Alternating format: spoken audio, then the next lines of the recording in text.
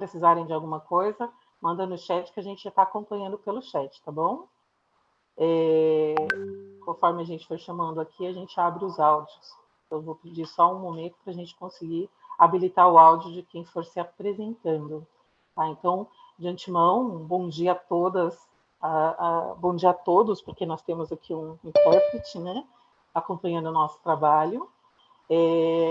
Hoje, 30 de março, a Rede de Mulheres Unibrasil realiza essa atividade de encerramento das atividades que aconteceram no Março Mulher, né, para o Dia Internacional da Mulher. Então, através do Zoom, nós estamos aqui conectadas do mundo inteiro, como vocês já puderam observar. Então, é um prazer muito grande desejar e dar boas-vindas a todas as companheiras das redes Argentina e Colômbia que estão aqui conosco, a nossa presidenta do Caribe, Tereza, que está aqui nos acompanhando também, a Verônica e a Andréa, que sempre estão junto com a gente nesses desafios da Rede de Mulheres Unibrasil. Então, para quem não me conhece, eu sou a Maria Edna, sou do Sintetel, represento a FENATEL, né, atualmente estou coordenadora da Rede de Mulheres, representando, né, o setor de telecomunicações. Agradeço a participação de cada uma das nossas representantes sindicais que estão aqui conosco, tanto da FENATEL quanto do Sintetel e da Conticop também, abrindo mais uma atividade para trazer conscientização do Dia Internacional da Mulher, porque o papel do Dia Internacional da Mulher é de conscientização, é colocar a história de luta de cada uma dessas guerreiras que deixaram um grande legado para nós. Né? Então, depois de um período bem turbulento, né, aqui dentro do processo sociopolítico brasileiro, a gente tem um ano que promete ser o ano das mulheres. Né? E por esse motivo nós convidamos o governo federal, através do Ministério das Mulheres, para estar aqui conosco. Então, já de antemão, agradecer a participação do Ministério da Mulher, da Denise, que infelizmente não pôde estar aqui conosco, mas ela mandou a representação. A Ana Paula Seco está aqui conosco, né? Então, daqui a pouquinho está aqui com a gente. A Gledes, que vai estar palestrando também, e logo mais a gente vai apresentar cada uma delas. E para falar do objetivo do nosso encontro, a rede ela começou lá em 2002 a ser planejada aqui no Brasil através de trabalhos unificados, né, realizados pelos sindicatos brasileiros filiados à UNE, e isso aconteceu depois da companheira Senise. Eu falo da Senise com muito carinho, porque ela é do Sintetel, ela trouxe todo um trabalho à frente do Sintetel e da FENATEL, e ela assumiu aí pela primeira vez a presidência da Uniaméricas e do Comitê de Mulheres, né, da Uniaméricas, e foi a primeira tarefa que ela fez, formar a Rede Brasil, junto com outras companheiras como a Cleo, e vieram logo em seguida outras tantas companheiras, tantas guerreiras que continuam com a gente até hoje. Né? Então, a nossa programação, para encerrar essas atividades, nós convidamos as palestrantes para falar sobre igualdade de oportunidade, através da UNE, para falar também dos avanços do governo federal com relação ao 8 de março, onde teve ali a ratificação de convenções importantíssimas no cenário da mulher brasileira. E sobre o direito sindical, com relação à alienação parental, e nós trouxemos a Gleides, advogada, para falar sobre isso. Então, falar sobre conjuntura política, cenário das mulheres, nós teremos a Ana Paula Seca, teremos representando a Denise Maltadal, que é a secretária nacional de enfrentamento à violência contra as mulheres do Ministério das Mulheres, e ampliar aí nossos conhecimentos com relação a esses lançamentos, campanhas e programas do governo, do nosso companheiro Lula. Bom, muitos temas importantíssimos serão abordados. Teremos a chance de nos atualizar e também de fazer perguntas através do chat. Aproveito para indicar para vocês novamente a questão da tradução. Se tiverem dificuldade, sinaliza para a gente que a gente vai acompanhando. O chat ele vai ficar fechado, os áudios ficarão fechados durante a palestra e os microfones serão abertos. Então, o tempo hábil só para a gente administrar ali e liberar o áudio de vocês. Haverá lista de presença dessa atividade, então logo mais eu envio no link aqui, o link da lista de presença através do chat. O nosso encontro está sendo gravado, tá? Então logo mais a gente também disponibiliza a gravação, se houver necessidade, é só pedir.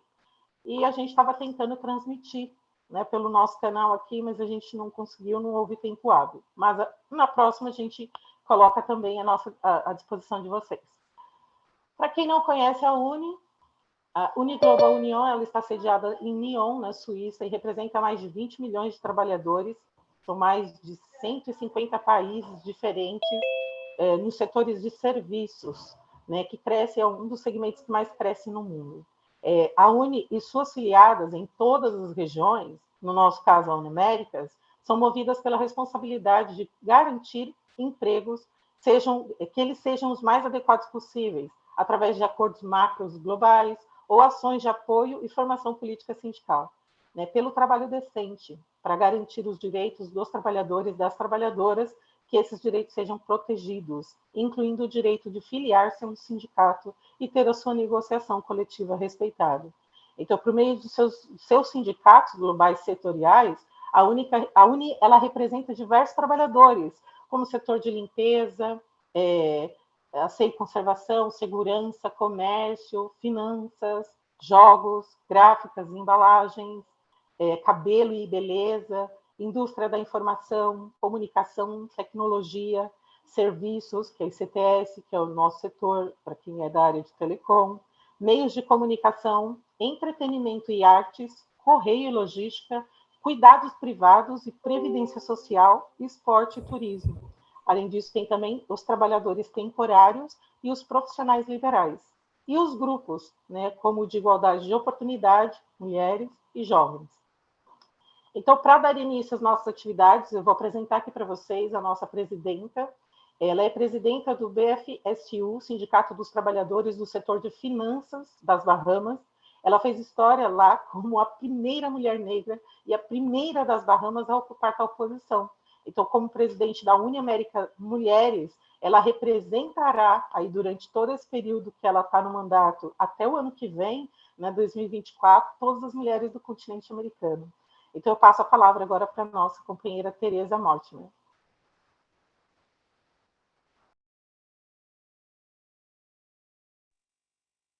Good morning, sisters. And let me say how good and pleasant it is to be hearing myself from Brazil this morning and to greet you all for this conference that you are having. I want you to know that I just left Spain yesterday, where we were busy putting together the action plan for the Global Union Conference that's going to be held in Philadelphia. And so I look forward to seeing most of you in Philadelphia for the Women's Conference that's going to be on the 25th and the 26th of August. There's much work for us to be doing. We're going to be concentrating our motions on Convention 190, the harassment on the violence of women in the world of work. We know that you're working on it. You're definitely, so far we have 11 countries in the Americas, and I'm pleased to say that we are leading the fight for women on Convention 190. And so I want to praise the sisters that are working diligently to ensure that Convention 190 is in the workplace as well as in the world, because we as women, we do need that protection. And it's a very good thing to have. The fact that the international labor law have passed the convention, we want to make sure that it's in each of our countries, and we are doing our utmost to ensure that it is indefinitely in our collective agreements. That would be a plus to have it in the collective agreement. So we want to encourage you to, when you sit to the table, please ensure that it is a part of your collective agreement, that women are noted, they're taken care of, and that they're given the praise and the recognition, and not the push down and harassment that we are now going through. So it's a pleasure to be here. It's a pleasure to wish you well on your International Women's Day Forum. Nuestro trabajo es un placer enorme estar aquí con ustedes. Am I going too fast? Okay, so it's a pleasure to be here. Entonces, es un placer enorme. International Labor Day on March 8th around the world. And I would say that estar aquí it went en el pretty día well 8 de marzo, in all of que our fue muy countries. We got importante. the flyers and we got the pictures showing that everybody was celebrating. And so it's a pleasure to be here this morning and celebrate with you. Thank you so much. And I look forward to the discussions that's going to follow.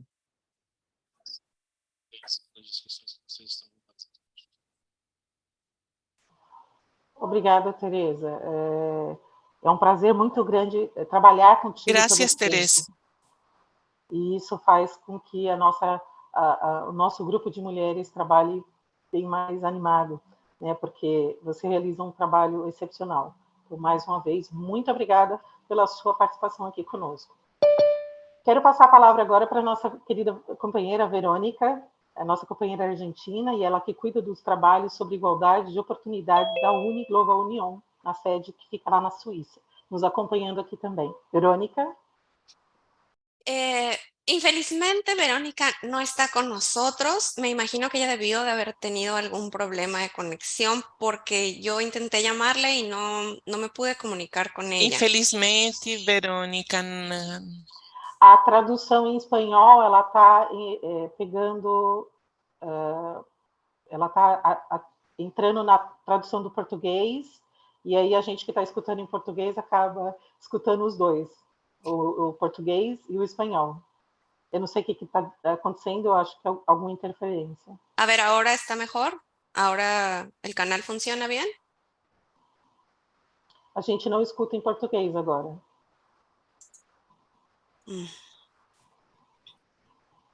Não. Peço desculpas. O canal de espanhol e português está com algum problema. Eu vou sair e vou entrar novamente para ver se a gente resolve. Ok? Obrigada, Tamara. Enquanto isso, eu vou passar aqui a palavra para a nossa companheira Andréa, que está nos assistindo aqui. Andréa, ela é mexicana, ela cuida dos trabalhos, inclusive no setor de telecomunicações, ela desenvolveu vários trabalhos, e ela é a nossa responsável regional do Grupo de Igualdade de Oportunidades da Uniaméricas. Ela fala um pouco de português, ela está aprendendo aqui com a gente também, então se ela falar bem devagar, a gente consegue ir acompanhando até que se resolva a questão da tradução, que a gente volta a utilizar logo mais. O problema, na verdade, vai ser para quem tem inglês, né? Está usando a opção em inglês.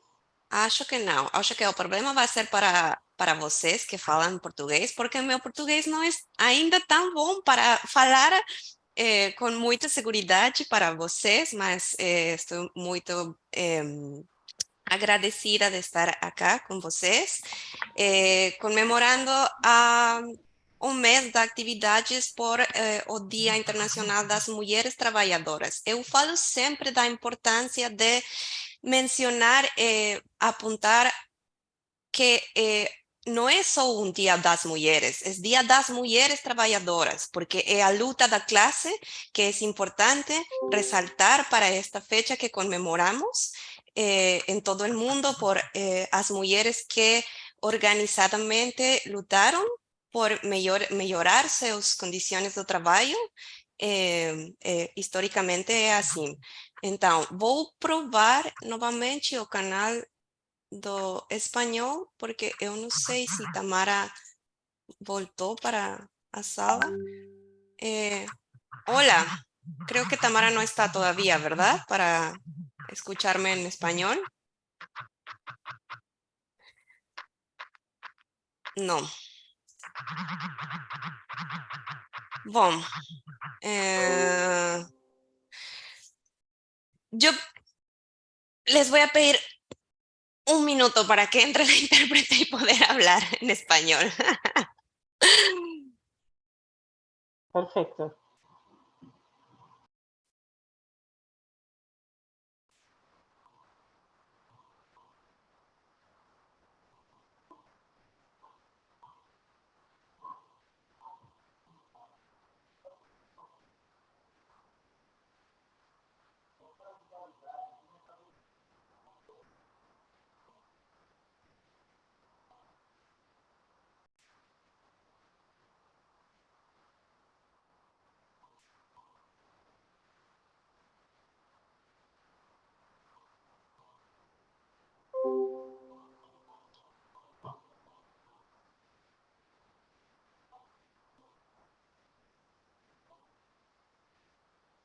Enquanto isso, meninas, eu vou pedir para vocês, se vocês puderem renomear aqui a apresentação de vocês, coloquem, por gentileza, o nome de vocês, o sindicato de vocês, a federação ou confederação, e o estado, por gentileza.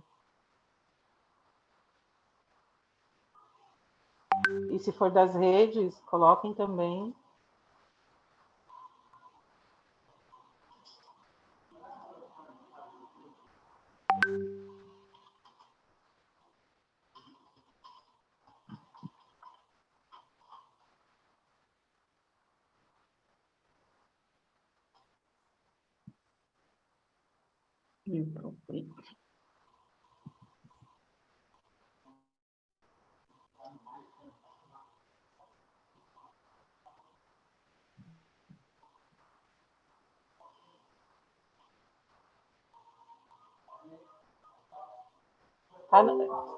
A Gabi, bem-vinda, Gabi.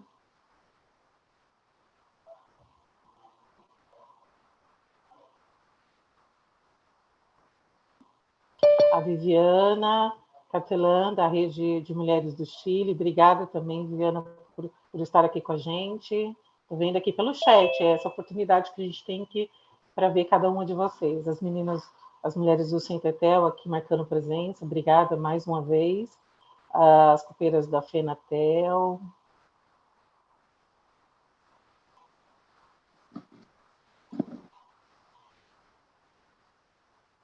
Un minuto más. Y un minutinho. Ok.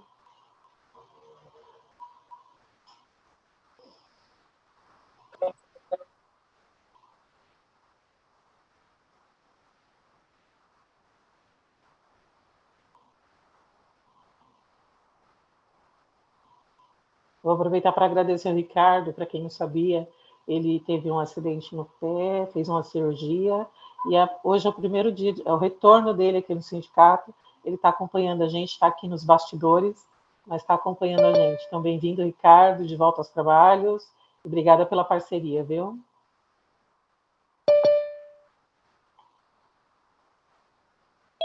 Obrigado, professor.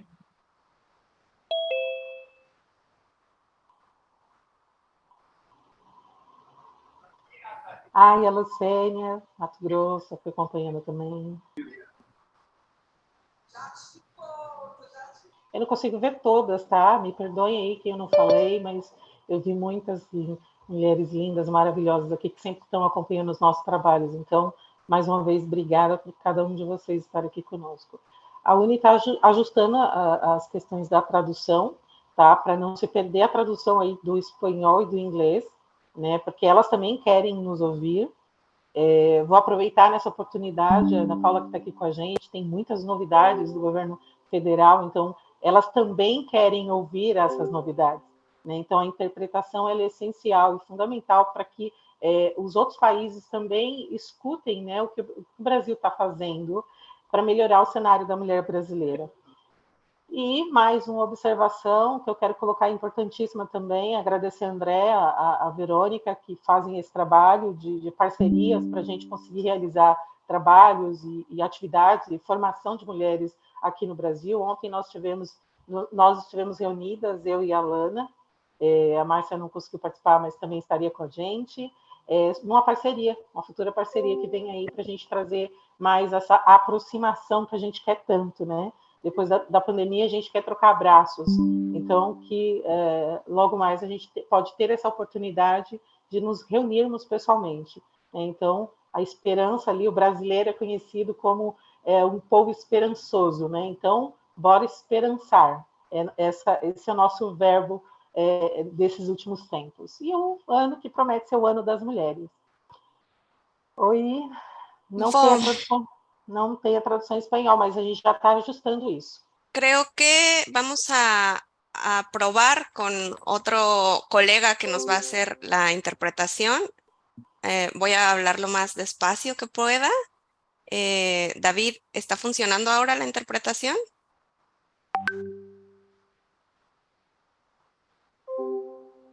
Buenísimo. Gracias, David. Entonces, ahora sí, bueno, Voy a tratar de ser breve porque sé que tenemos un retraso con la agenda. Quería hablar con ustedes sobre un poco lo que María Edna mencionó en la introducción.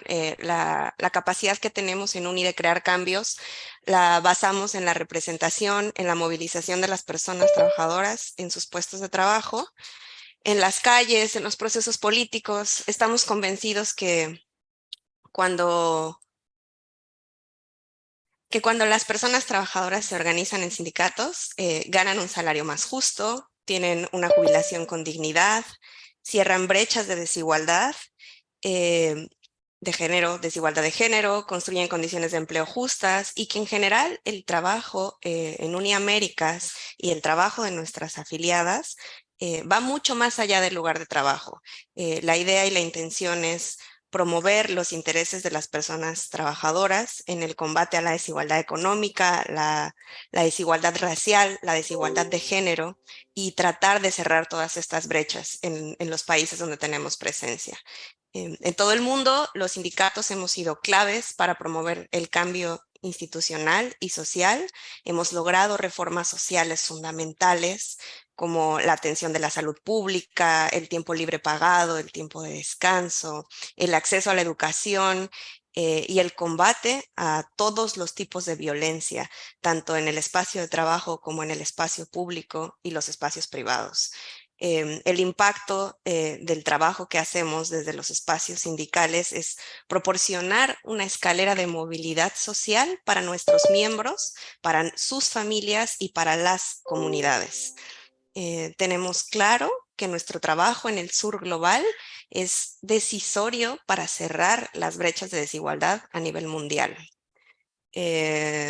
La organización sindical y el trabajo que hacemos, la ampliación de la negociación colectiva, se han vuelto cada vez más necesarias para apoyar el desarrollo de nuestras sociedades y reducir esas brechas de desigualdad. También sabemos que esa brecha que separa a los más ricos de los más pobres y que amenaza con destruir nuestras democracias, dividir nuestras sociedades y que a menos que intensifiquemos un esfuerzo por romper esas barreras, por seguir organizando a más personas trabajadoras, por mejorar nuestras capacidades para negociar, es algo que no vamos a poder superar. Esas brechas necesitan la participación de más mujeres trabajadoras, no solo en el mercado de trabajo y en los espacios de trabajo, sino también para combatir esas desigualdades en los espacios donde se toman las decisiones, donde se distribuye la riqueza. Así que la creciente participación económica de las mujeres, así como el mayor índice de sindicación, es decir, más mujeres en sindicatos, son definitivamente la alternativa para atender ese déficit democrático y cerrar la brecha entre la democracia sindical y la democracia política y la desigualdad social. Por otro lado, la experiencia muestra que la insuficiente representación de las mujeres en los puestos de decisión y en la toma y donde se hace el debate, donde se negocian los derechos para nosotras, genera esta infrarrepresentación donde se van incrementando estas desigualdades. Las mujeres en los espacios sindicales particularmente estamos peleando por superar la imagen exclusiva de el trabajador como un hombre blanco, proveedor económico que trabaja a tiempo completo en un sistema donde cuenta con todo el trabajo de cuidados hecho en casa, un hombre sin discapacidades, con liderazgo para enfrentar al mundo, y este estereotipo de el trabajador predominantemente ubicado en ramas industriales es un estereotipo para vencer y ampliar y transitar hacia el de una persona trabajadora que incluya a las mujeres en el imaginario colectivo con capacidades y habilidades diferentes, con un proyecto de vida, personas trabajadoras que realizamos un trabajo productivo, pero también un trabajo reproductivo en el sistema de cuidados, que luchamos por más derechos laborales, pero que también tenemos responsabilidades familiares y que si bien es cierto, cada vez somos más mujeres en los espacios sindicales, todavía no somos suficientes. Todavía nos hace falta seguir sindicalizando a más mujeres en el espacio de trabajo para poder transitar hacia una lucha que sea de clase, pero también una lucha por la igualdad sustantiva, una igualdad que vaya más allá de la formalidad de lo que está en las leyes, hacia una igualdad real en los espacios de trabajo, en la convivencia con las familias y que sea sustantiva en todos los espacios de la vida. De alguna forma, lo que hacemos desde el Departamento de Igualdad de Oportunidades, donde ahora estoy en la coordinación, es trabajar de la mano con todas nuestras afiliadas en el continente para poner sobre la mesa esta urgente necesidad de representación de los grupos más vulnerables, y no como las mujeres como seres vulnerables, sino mujeres como las trabajadoras que nos atraviesan vulnerabilidades, que estamos en un sistema de desigualdad, pero que también esa lucha se acompaña de otras mujeres en el espacio laboral, como las mujeres trabajadoras trans y las mujeres en la diversidad sexual, las mujeres racializadas y en general todo el espectro de disidencias que hay y que no están necesariamente bien representadas en los espacios. En UNI defendemos que lo que es bueno para las personas trabajadoras es bueno para los sindicatos y es bueno para la sociedad. Así que la negociación colectiva debe formar parte de este nuevo mundo del trabajo, de este nuevo Brasil que queremos construir, que queremos seguir haciendo sin desigualdad, democrático, con respeto a los derechos humanos. Y bueno, un poco el mensaje llega hasta acá. No estoy segura si todavía hay interpretación, creo que se perdió. Mas, Tá é oscilando o isso. som, só tá oscilando o som para algumas pessoas, mas eu acredito que para a maioria o som tá ok. Tá, Deve ser problema no sinal, Kátia. Mas enfim. sí. Mas é isso. Muy contenta de estar por acá. Volver a decir que las mujeres representamos el 50% de la población activa en el mundo, pero todavía estamos poco representadas en estas estructuras. Estamos acá para que la voz de todas nosotras se escuche, no solamente en el movimiento sindical, sino en el espacio político, en la construcción de un nuevo país, en la construcción del progresismo de América Latina, que nos va a llevar a definitivamente cerrar todas estas desigualdades de las que estaba hablando. Así, muy, muy agradecida de estar con ustedes y gracias.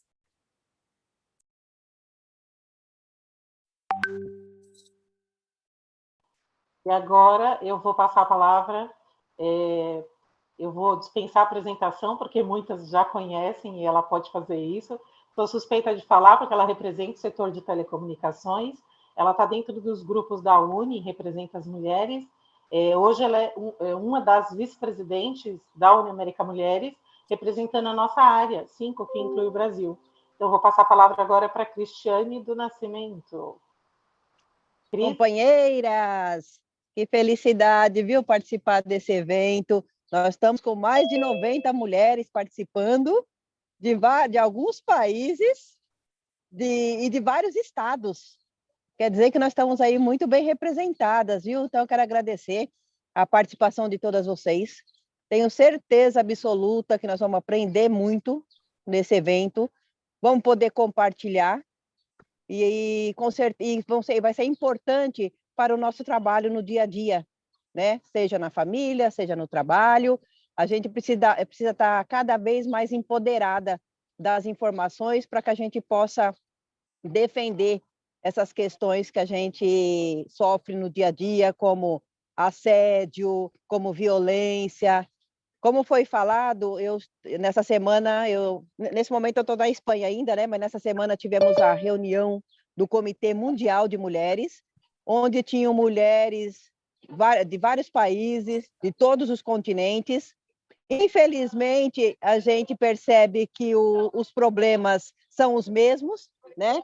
Problema de violência, de assédio, de salários menores, né? As mulheres ganhando menos do que os homens. E nesses 2 dias de trabalho aqui, nós discutimos as estratégias, né, as prioridades estratégicas, os planos de ações, né, que vão ser apresentados no nosso congresso lá em Filadélfia, em agosto. Né? Então, lá toda essa discussão que nós tivemos vai ser apresentado lá para todo mundo. E eu queria falar para vocês também sobre a violência. Uma coisa importante, né? Nós estamos com muita confiança que nós vamos ratificar a Convenção 190 no Brasil esse ano.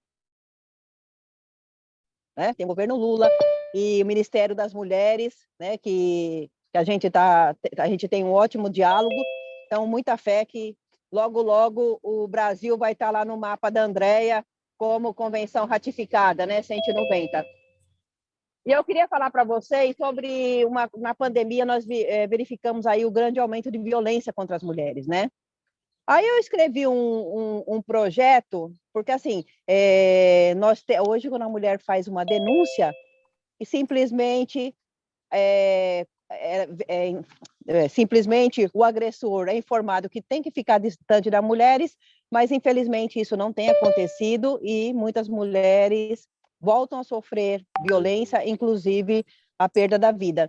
Então, eu entreguei até para a Maria Edna, que no dia 8 de março esteve no evento lá em Brasília, um projeto para que seja colocado tornozeleira eletrônica no homem agressor. E a mulher fique com um dispositivo, né, pequeno nela, para que se o agressor se aproximar dela, que ela receba um bip, alguma coisa, para que ela possa correr, que ela possa fugir, que ela possa pedir ajuda e que ela não seja pega de surpresa e seja morta, né? E esses dias eu participei de uma reunião que a Maria Edna me convidou também, das centrais sindicais, com a secretária Rosane Silva, e fiquei muito feliz que ela nos informou que a ministra Cida Gonçalves está discutindo esse tema dentro do governo para que veja a possibilidade de colocar em prática. Então, assim, muito feliz que a gente consiga tomar ações mais assertivas, né, para que a gente proteja cada vez mais as mulheres. Então, era isso. Eu desejo um excelente evento para todo mundo, que a gente aprenda muito e que a gente possa compartilhar isso com a nossa família e com nossas companheiras do serviço também.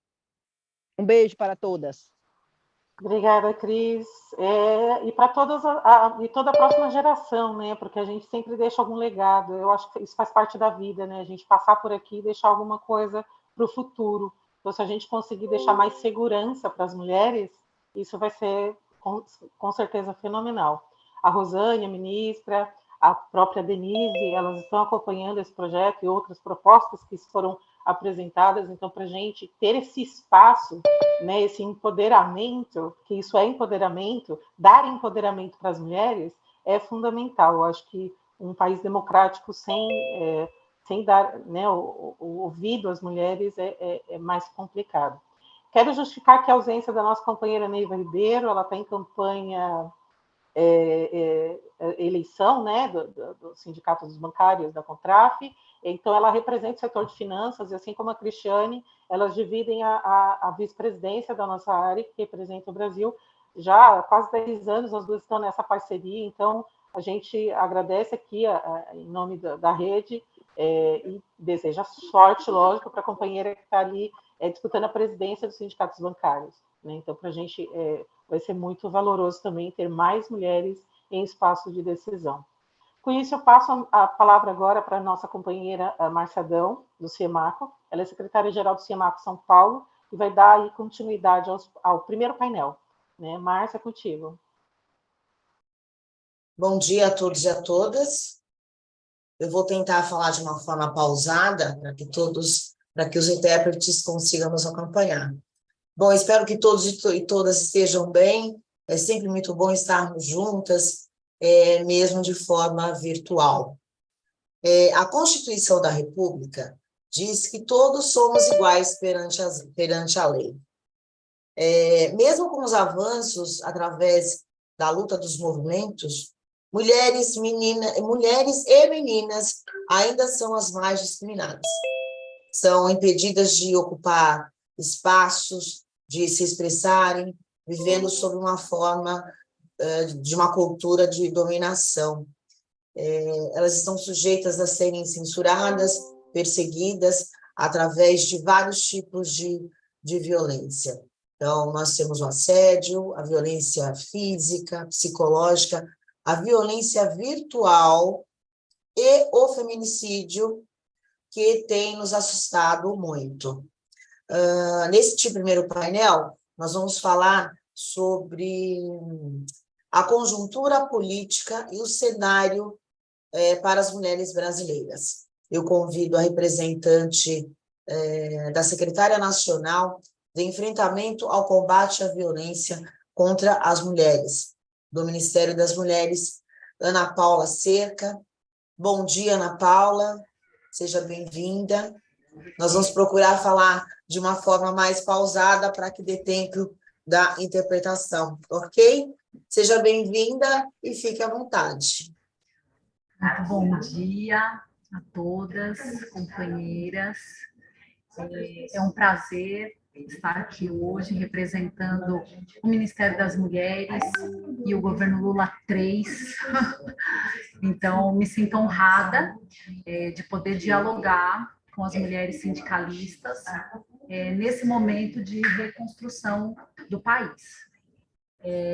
Nesse momento, eu estou representando a secretária nacional de enfrentamento à violência contra as mulheres, do Ministério das Mulheres, a companheira Denise Mota Dal, que também é sindicalista, né, que tem uma trajetória grande na Central Única dos Trabalhadores, e creio que é do conhecimento de todas que temos mais 2 secretarias no Ministério das Mulheres, que são também ocupadas por mulheres sindicalistas, pela Rosane Silva, que hoje é a secretária de Autonomia Econômica, e a secretária Carmen Foro, que vem da CONTAG e que hoje está na Secretaria de Ações Temáticas. Então, além da nossa ministra, né, Cida Gonçalves, que tem toda uma trajetória incrível de enfrentamento à violência contra as mulheres. Eu vou também me apresentar. Eu venho também do movimento sindical, eu venho dos metalúrgicos do ABC, e estive, né, no Ministério do Trabalho e Emprego em 2003, no início do primeiro governo Lula, no momento da criação do Fórum Nacional do Trabalho, que tinha a missão de discutir a proposta de reforma sindical e trabalhista naquele momento, 20 anos atrás, né? Foi um espaço de diálogo e concertação que reuniu trabalhadores, empregadores e o governo para dialogar sobre essa proposta. Houve alguns avanços, mas também ao longo desse último período muitos retrocessos, né? Depois tive uma passagem também pelo Ministério da Previdência, pelo Ministério da Saúde, na diretoria de gestão do trabalho e saúde, na época da criação do Mais Médicos, e nesse momento volto para o governo na Secretaria de Enfrentamento à Violência contra as Mulheres. Então, me sinto muito à vontade no espaço com os sindicalistas para dialogar as questões não só da violência, mas também do mundo do trabalho. Bom, então, feita essa parte das apresentações, eu vou falar um pouco, e aí também deixar um tempo para a gente dialogar. O cenário no Brasil nesses últimos anos, desde o golpe, foi de desconstrução e um completo desmonte, né, das políticas públicas, em especial das políticas para as mulheres. A gente teve uma desconstrução, inclusive da pasta, né, Ministério das Mulheres, que foi constituído um Ministério de Direitos Humanos, Família, e não teve uma importância dada às políticas das mulheres com uma instância específica. Isso reverbera também no desmonte das políticas, numa visão muito diferente, né, misógina, preconceituosa, de ódio, e que foi se revelando na desconstrução também das ações e dos orçamentos, né? Então, nós chegamos aqui no Ministério com um orçamento absolutamente desidratado, muito pequeno, muito aquém do que a realidade nos solicita, né, de investimentos nas ações que precisam ser feitas.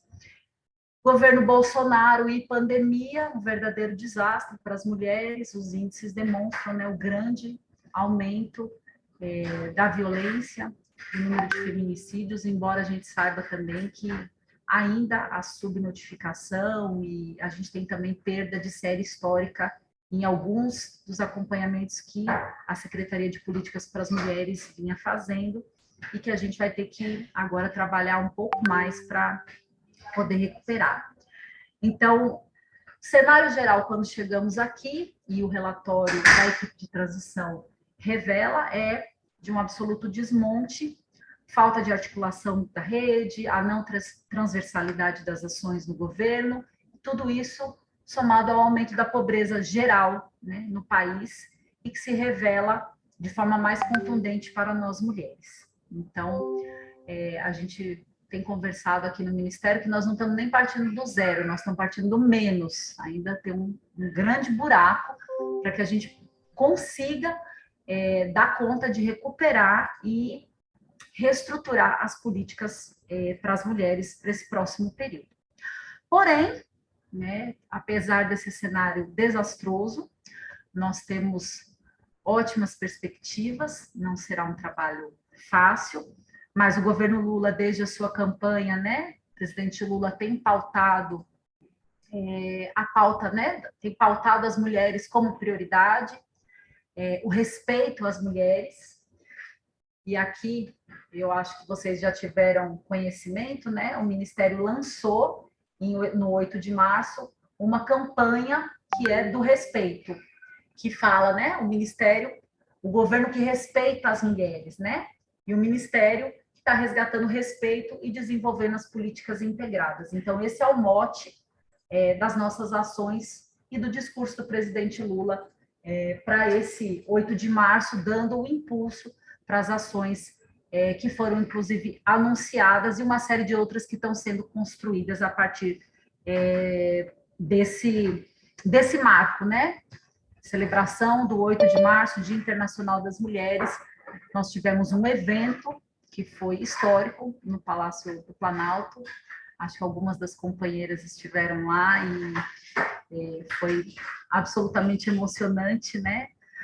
Apesar de toda essa desconstrução e do orçamento tão pequeno, a ministra Cida, com o apoio do presidente Lula, conseguiu construir uma agenda com os vários ministérios, com os bancos públicos, com outros órgãos e com a sociedade civil, para dar impulso e anunciar uma série de medidas, de políticas, de programas, de ações para garantir oportunidades, para garantir ações e num total de quase 1 bilhão do orçamento federal destinado para essas ações. Então, embora o Ministério das Mulheres especificamente não tenha um orçamento hoje robusto, a partir dessa transversalidade, dessa articulação, foi possível o anúncio desse conjunto de medidas, né? A própria criação do Ministério das Mulheres demarca isso, né? Essa prioridade e essas medidas. Então, eu vou falar um pouco sobre esse conjunto de ações e como é que eles estão sendo organizados e depois, no final, entrar um pouquinho mais na pauta da Secretaria Nacional de Enfrentamento à Violência contra as Mulheres. Um primeiro ponto, que é o do mundo do trabalho, que tem relação direta, né, com a atuação de vocês, nossa também, é a proposta de ratificação da Convenção 190 da OIT, que é uma luta histórica, né? Então, no dia 8 de março, nosso subpresidente Lula assinou, né, a exposição de motivos e encaminhou ao Congresso Nacional a proposta de ratificação da Convenção 190, que trata, né, sobre a eliminação da violência e assédio no mundo do trabalho, em especial também sobre a violência de gênero. E isso, para nós no Brasil, é uma grande novidade, e colocar isso no marco legal impulsiona uma série de medidas normativas que nosso país ainda carece. Então, estamos, né, aqui no Ministério essa secretaria e a secretaria da companheira Rosane, acompanhando bem de perto os passos que essa Convenção 190 vai dar no Congresso para sua ratificação e depois para sua efetiva implementação, porque nós sabemos que não basta simplesmente ratificar, que nós vamos ter muito trabalho pela frente para garantir, de fato, o seu cumprimento. Uma outra medida em relação ao assédio foi a criação, deve ser publicado nos próximos dias, de um grupo de trabalho interministerial para combater o assédio na administração pública. Então, essa é uma medida importante, que já é também um começo da implementação dessas ações para a efetiva, né, aplicação da Convenção 190 também. Um outro marco foi o projeto de lei de igualdade salarial. Então, nós sabemos que, pela lei, isso já é previsto, porém, o presidente Lula assumiu o compromisso público ao enviar para a Câmara dos Deputados o projeto de lei que traz medidas de transparência sobre essa questão da remuneração, trabalho igual, remuneração de igual valor para homens e mulheres, e penalidades para quem não cumprir, que isso é muito importante. Não sei se tiveram já acesso ao texto, mas fala até em 10 vezes o valor do maior salário pago ao empregador, caso seja evidenciado que há, sim, discriminação de gênero na remuneração dos trabalhadores. Isso, para nós, no mundo do trabalho, é algo muito caro, né? E é uma luta também histórica, e que nós agora vamos ter que trabalhar bastante para garantir a fiscalização e o cumprimento dessa medida também. Então, dentro dos próximos dias também vai ser lançado uma portaria interministerial criando, se eu não me engano, é no dia 10 de abril, uma portaria que cria um grupo de trabalho interministerial para dialogar as medidas de implantação dessa pauta sobre a igualdade de remuneração. A outra convenção que dialoga diretamente com tudo isso é o envio ao Congresso da ratificação da Convenção 156, que trata da igualdade de oportunidades entre homens e mulheres que têm os seus encargos domésticos. E nós sabemos o quanto nós, mulheres, somos penalizadas pelo cuidado com o filho, enfim, com toda a rede, né? Com os idosos, com qualquer pessoa adoecida, recai sobre os ombros das mulheres essa dinâmica dos cuidados e o quanto isso afeta as relações de trabalho, as contratações. E então a convenção, a proposta de ratificação da Convenção 156 também, no dia 8 de março, foi enviada ao Congresso Nacional, demarcando, né, um compromisso do presidente Lula, deste governo, em fazê-lo. Isso tem muito tempo, né, que está, né, vai e volta. Então, dessa vez, estamos aqui por parte desse ministério acompanhando bem de perto como que será essa tratativa no Congresso e depois também a sua regulamentação. São marcos de início, nós vamos ter muito trabalho pela frente, não só o governo, mas a sociedade civil, o movimento sindical, para pressionar e garantir que isso, de fato, se efetive. Bom, falando um pouco de outras ações ainda no mundo do trabalho, foram lançados programas específicos para mulheres do campo, programa de organização produtiva, então é um edital de assessoria técnica rural para atender até 20 mil trabalhadoras rurais, um investimento de mais de 50 milhões, que dialoga com a necessidade de formação também das mulheres no campo de assessoria para incremento das suas atividades e da sua renda. E o Banco do Brasil, além de disponibilizar uma oferta de crédito diferenciado para as mulheres do campo e serviços de qualificação, está disponibilizando 5 agrocarretas para percorrer o país, chegar nos lugares onde precisa chegar essa informação e esse serviço.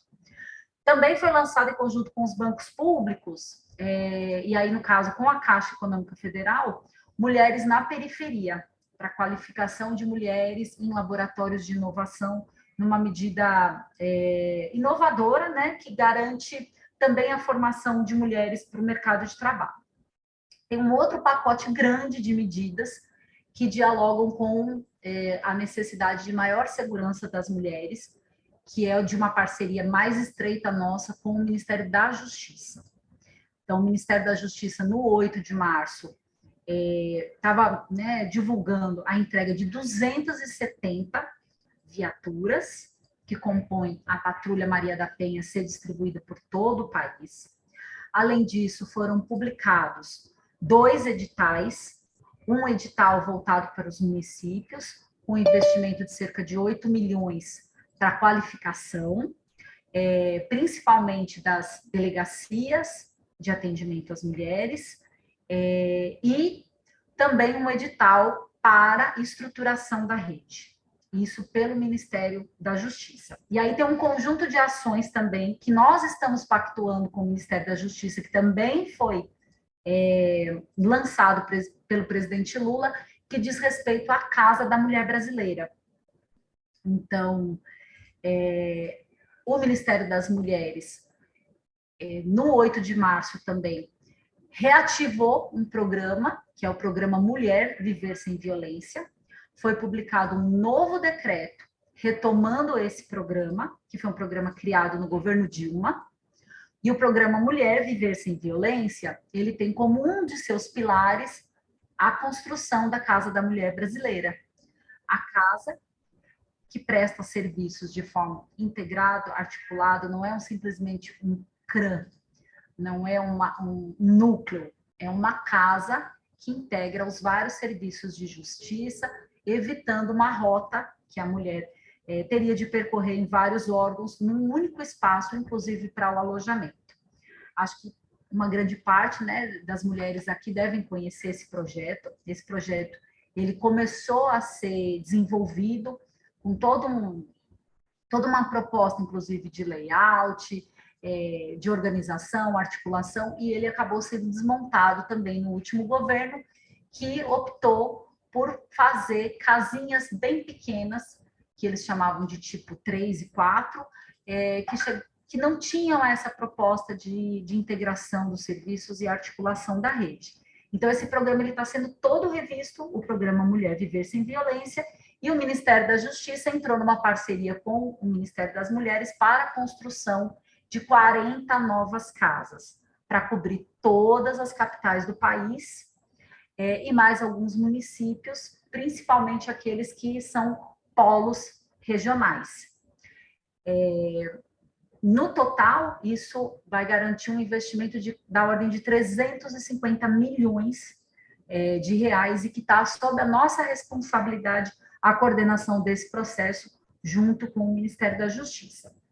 Então, acho que é importante dar esse destaque, porque é uma medida fundamental para que a gente consiga garantir um serviço de qualidade e a articulação e integração dos sistemas nos estados, nos municípios. Esse acordo de cooperação técnica com o Ministério, ele deve ser assinado nos próximos dias, com os critérios, com os detalhes. Então, nós vamos estar, sobretudo no próximo período, muito empenhadas em fazer com que esse programa ele se efetive e dentro desse próximo governo nosso, a gente tenha muito trabalho em obras para a construção dessas casas. Bom, falando um pouco mais do programa Mulher Viver Sem Violência, e depois eu falo de outras ações, ele é o decreto 11.431, do dia 8 de março. Acho que é importante dizer o número, para depois vocês olharem com calma também, né? E o grande objetivo dele é esse: integrar, ampliar e articular os serviços públicos para as mulheres em situação de violência. Então, faz parte, integra a Política Nacional de Enfrentamento à Violência contra as Mulheres, e além da Casa da Mulher Brasileira, que nós falamos um pouquinho, também é um grande objetivo garantir um atendimento de qualidade, efetivo, na Central de Atendimento à Mulher, o Disque 180. Essa central ela também passou por um desmonte no último período, se tornou um canal apenas de denúncia, que não acolhe, não orienta, não presta informação, e que mais ou menos cuida dessas denúncias, encaminha, mas que não consegue ter uma efetividade no tratamento das denúncias. Então, nós estamos trabalhando nesse último período também, nessa reestruturação da central, para que ela, de verdade, seja uma central de atendimento para as mulheres, e que trate as denúncias, que acolha, que preste as informações. Hoje, o contrato desta Central 180 está dentro de um contrato maior do Disque 100, do Disque Direitos Humanos. Então, o diálogo aqui dentro do governo também é para que nós tenhamos, no Ministério das Mulheres, a gestão dessa central de atendimento, para que a gente possa garantir esse olhar e esse cuidado no atendimento das demandas que chegam para o Disque 180. Então, já foi feita uma série de mudanças nesse contrato atual, e estamos agora, nesse momento, tratando de um novo termo de referência para a contratação desse serviço específico do 180 a partir do Ministério das Mulheres, para ter um serviço de verdade, de qualidade. Isso é muito importante para a gente garantir que a rede funcione, que a gente tenha resposta efetiva no atendimento das denúncias. A parceria com o Ministério da Justiça, que eu falei, além das tratativas dos editais e da Casa da Mulher Brasileira, existe um conjunto de normas operacionais com Guarda Civil, com perícia, com Polícia Civil e Polícia Militar, que nós já estamos dialogando com a Secretaria Nacional de Segurança Pública do Ministério da Justiça. Teve um grande seminário que aconteceu há 2 semanas e que nós tivemos a oportunidade de participar, estarmos juntas, e dialogar com essa rede.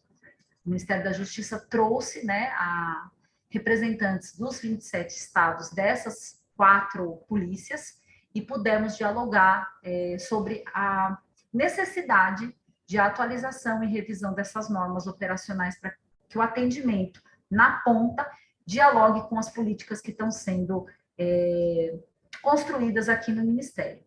E aí, falando um pouquinho do projeto de tornozeleira, que foi a Maria Edna, né, que entregou a secretária Denise.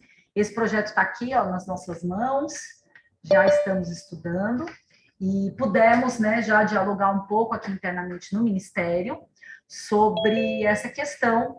Tem muitos detalhes, o Ministério da Justiça também já está trabalhando, estudando que possibilidades, né, como que isso se torna uma ferramenta efetiva.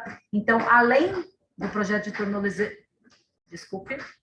de tornozeleira, existem outros projetos que têm a ver com esses mecanismos para garantia de segurança, de alerta, que nós estamos dialogando com o Ministério. Então, creio que esse primeiro momento do seminário foi um momento de aproximação e que agora a gente começa a integrar um pouco mais essas redes para garantir um atendimento. Nosso país é gigante, absolutamente desigual, e que nós precisamos ter esse diálogo muito fino para que, né, as coisas sejam bem combinadas e na ponta cheguem.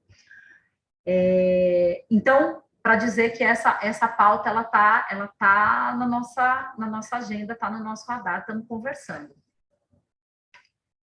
Acho que é importante dizer também que nos próximos dias 11, 12, 13 de abril, a Secretaria de Articulação e Ações Temáticas, que é a Secretaria da Carmen Foro, do Ministério das Mulheres, está organizando um grande fórum dos organismos de políticas para as mulheres. Então, estaremos reunidas aqui em Brasília, no dia 11, as secretarias estaduais, nos dias 12 e 13, as secretarias, coordenadorias, enfim, todos os espaços de representação dos municípios, das políticas para as mulheres, para dialogar sobre as nossas propostas. Então, já tem um movimento nosso de chamar para o diálogo, para a negociação, a nossa rede, né, nos municípios. E, embora o Ministério não tenha condições de arcar com passagens diárias, alimentação, a gente já tem um número muito expressivo. Nós temos quase 300 inscrições já confirmadas para esse nosso evento, esse fórum, que vai acontecer agora no começo de abril, e para nós é fundamental que a gente possa combinar o jogo mesmo, né, com as mulheres que estão na ponta e expandir cada vez mais os órgãos, os organismos de políticas para as mulheres nos estados e municípios para essa pactuação federativa. Bom, vou voltar um pouquinho para falar de algumas outras medidas do 8 de março, para conhecimento que nós estamos acompanhando, e depois já fecho a minha fala. Vou tentar ser rápida, porque eu acho que eu já estou falando muito, né? Na área de saúde, nós tivemos uma medida que é a da dignidade menstrual, a distribuição de absorventes de forma gratuita pelo SUS, que é, enfim, uma reivindicação também, uma necessidade nesse momento que o nosso país atravessa de ampliação da pobreza, e um programa de equidade de gênero e raça entre os servidores do SUS. São duas medidas que nós celebramos muito e que também estamos participando, né, de forma bem próxima para a construção dessas duas políticas. Na área de educação, o presidente Lula anunciou a retomada de cerca de 1.200 obras de creches que estavam paradas, e nós sabemos o quanto isso faz diferença para nós mulheres, termos onde deixar os nossos pequenos, pequenas, então, com o impulso e investimento do governo federal, e também formação e educação profissional e tecnológica para mais de 20 mil mulheres trabalhadoras em situação de vulnerabilidade nesses próximos 2 anos. Na área do esporte, a gente teve uma inovação, que é a possibilidade de licença maternidade para as mães atletas, isso também é uma grande novidade. E na cultura, alguns editais para a área de cinema e para a área de literatura, para escritoras. Ciência e tecnologia, foi anunciado também uma política nacional de inclusão e permanência de meninas e mulheres cientistas com 100 milhões de investimento. Falei um pouco já dos grupos de trabalho interministeriais, tem uma série de grupos que estão se constituindo para garantir essa transversalidade, então penso que nos próximos meses nós vamos trabalhar de forma muito junta, como começamos, né, para estruturar essas ações dentro do Ministério. E, por último, a ministra Cida Gonçalves tem colocado isso como uma prioridade, o combate à misoginia, em especial nas redes sociais digitais, como o nosso presidente Lula tem falado.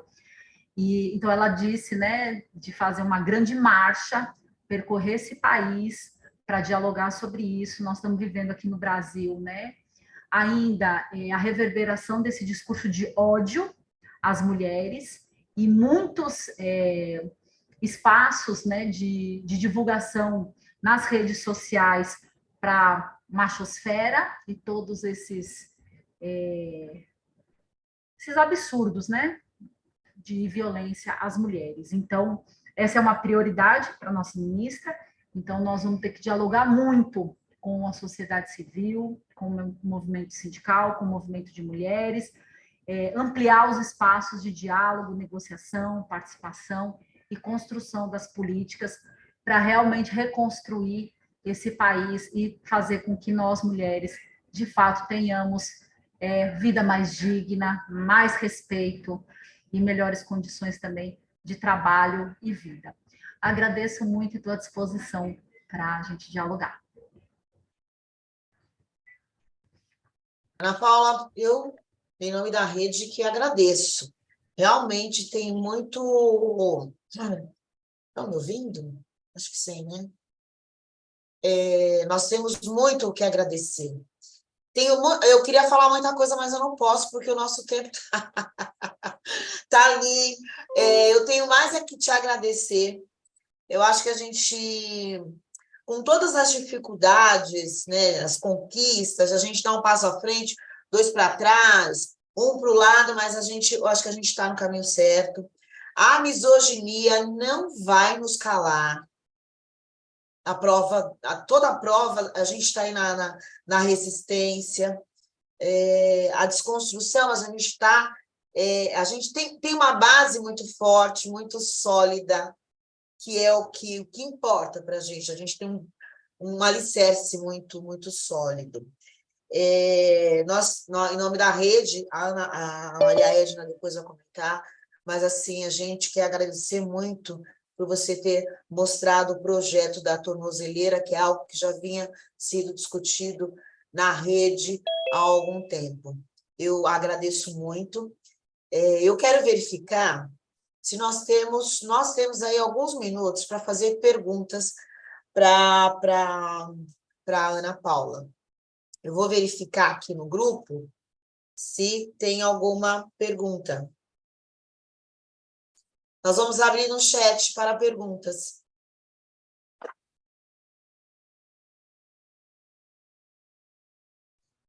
Eu peço desculpas que eu acho que eu me alonguei um pouco na fala, mas realmente tinha muita coisa para falar. Mas a gente fica muito feliz de ouvir toda essa proposta, né? O trabalho sempre foi árduo, né? Nós temos aqui uma pergunta.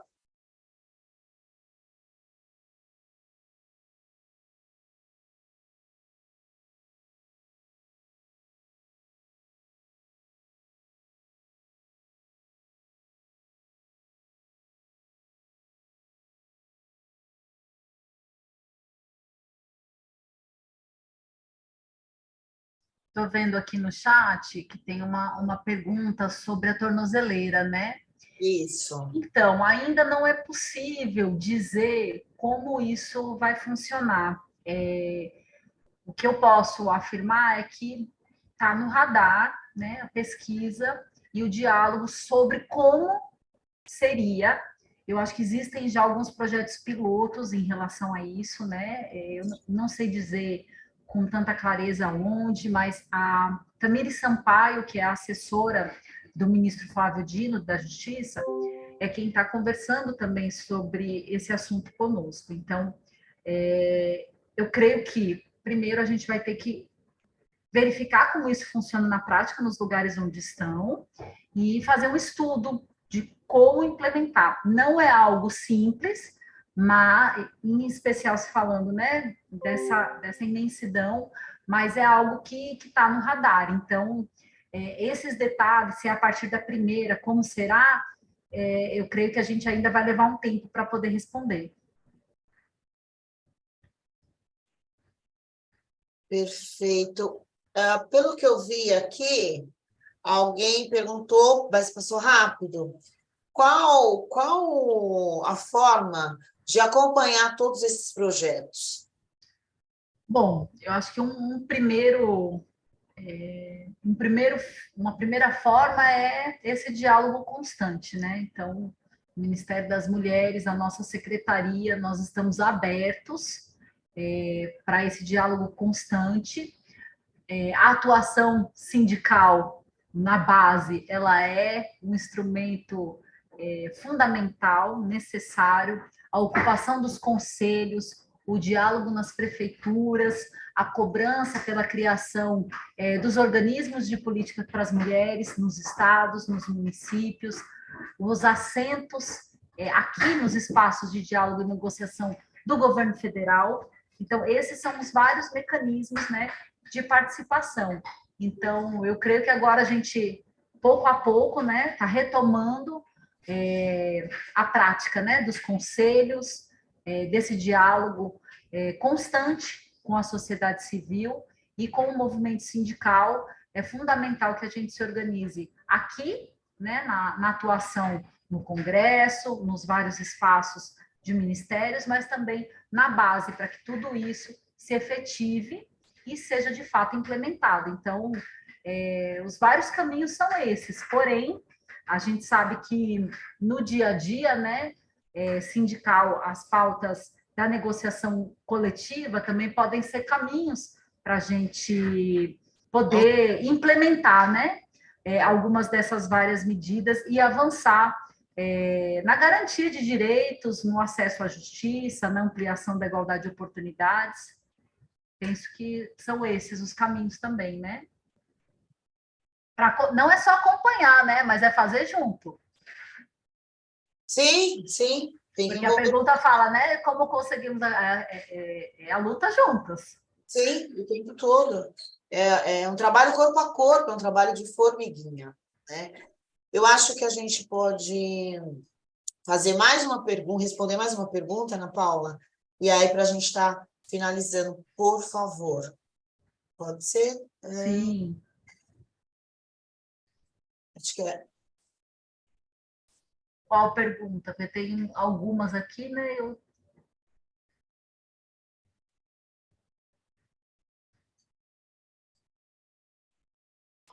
Ô, Márcia, Oi. ajudando aqui um pouco. Na verdade, tem duas perguntas. Aí, uma falando sobre eu vou tentar resumir, tá? Se temos algum projeto para aumentar as penas, no caso das pessoas responderem, e também como é feito em outros países, se é possível ao agressor não comprar ou alugar nada. Obrigada. Eu vou ser sincera com as companheiras. Eu não sei, não tenho tanto conhecimento dessas medidas protetivas em nível internacional. Tem gente na nossa equipe que sabe mais, mas eu sei que o Ministério tem feito sim um estudo de todas as medidas protetivas atuais e o diálogo fundamental, importante sobre alienação parental também, né, que vocês colocaram aí, e a Lei Maria da Penha, como é que essas duas coisas elas estão juntas, articuladas, para poder dar efetividade ao cumprimento e à garantia de segurança das mulheres. Mas eu sei que no Ministério, não só na assessoria internacional, mas em cada uma das secretarias tem gestoras que estão dedicadas a estudar, então não saberia dizer em detalhes como isso vem sendo feito nos outros países e se existe perspectiva de ampliação das penas, porque a nossa lei é boa, o que a gente precisa é garantir o cumprimento dela. E o ajuste também dessa questão da alienação parental passa por isso. Tá bem? Perfeito. Também concordo, para a gente ir encerrando, também concordo. A nossa lei, a Lei Maria da Penha, entre outros, ela é muito boa, ela só precisa ser aplicada, né? Ana Paula, eu quero agradecer muito pela sua participação, pelas informações que foram riquíssimas. Nesse assim, poucos meses, né, do ano, ter tanta coisa para fazer, agora colocar a mão na massa. Muito obrigada, agradeço também a secretária nacional, Denise Dal, pela participação no Ministério. Vamos nos falando, muito obrigada, viu? Eu que agradeço e Obrigada. estamos à disposição, seguimos dialogando. Eu vou ficar mais um pouquinho aqui com vocês, mas daqui a pouco, 11h30, tem uma outra reunião. E depois espero que, enfim, das resoluções, do que vocês tirarem também de encaminhamento, nós estamos à disposição para seguir dialogando, tá bem? Muito obrigada. Bom dia. Obrigada. Gente, agora a gente vai quebrar um pouquinho o protocolo.